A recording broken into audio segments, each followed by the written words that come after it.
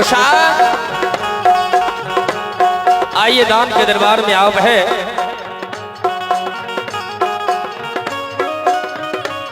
Doctor नीरोज Panjiyar बंगलिया अब है भगवान के दरबार में। डॉक्टर नीरोज पंजियार बंगलिया बड़े उदारहीन से 101 रुपया प्रदान करते हैं। और आप है गाजो यादव बंगलिया बड़े उदारहीन से 101 रुपया प्रदान करते हैं। और मैं इन महादानी के चरण कमल में मैं अरविंद पंजियार नमन करता हूँ और मैं आशीर्वाद चाहता हूँ और भगवान से कामना करता हूँ कि पंजियार सभी पंजियार बाबा के मन को मनोरथ को पूरा करें। और गोसा अगर पूपीपुर में जाकर मर दिया 5 करोड़ जमीन कीन लेती है, सब समाज दान दिए,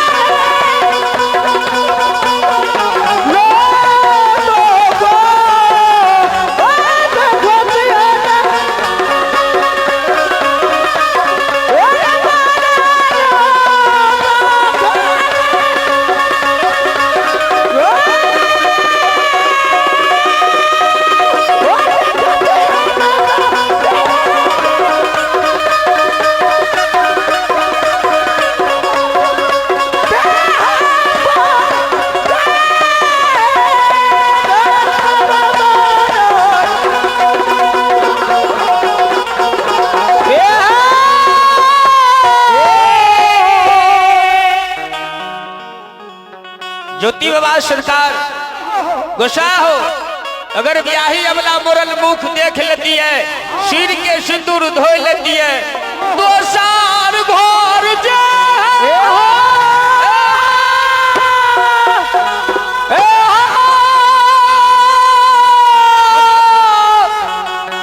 दोसर घर गोसा शादी क्या लेती है, भैया आए तो हम नहीं कदली में मर लिए कौल पूरा है।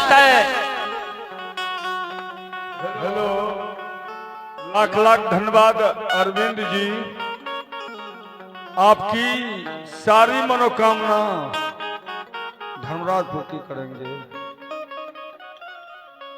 बहुत अच्छे ढंग से प्रसंग को आपने रखा।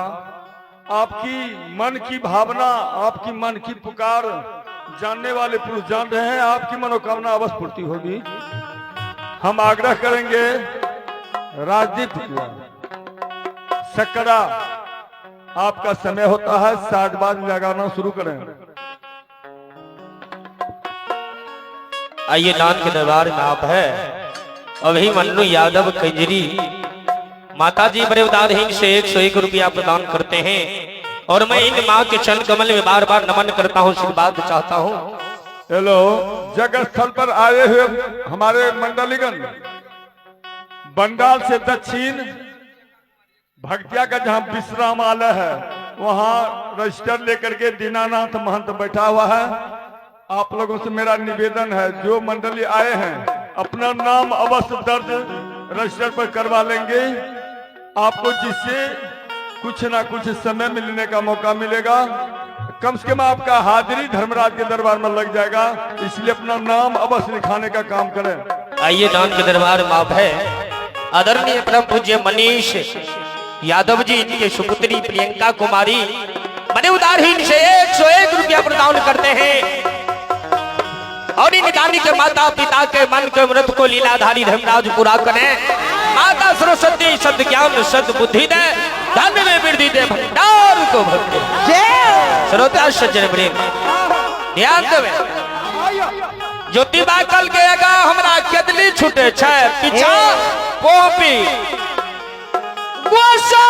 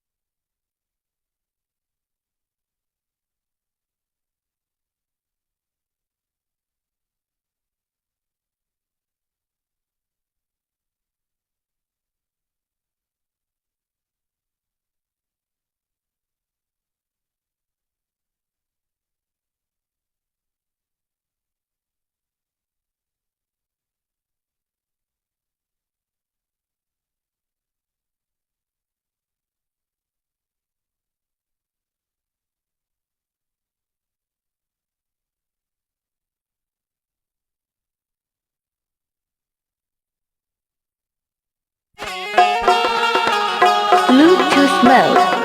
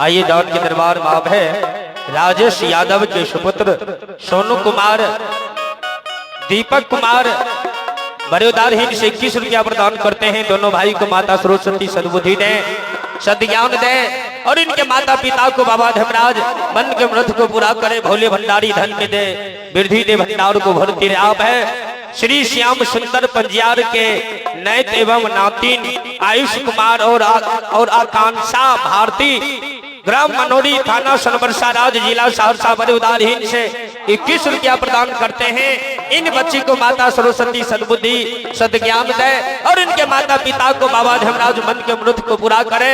भोले भंडारी धन में वृद्धि दे, भंडार को भरते रहे। समाज बाबा तब देखियो लीलाधारी कल के अगर ज्योति मोर जेते उसन बन में आब ते सोप रहल छै गोसा कोनो सफल हमरा नहीं भेले।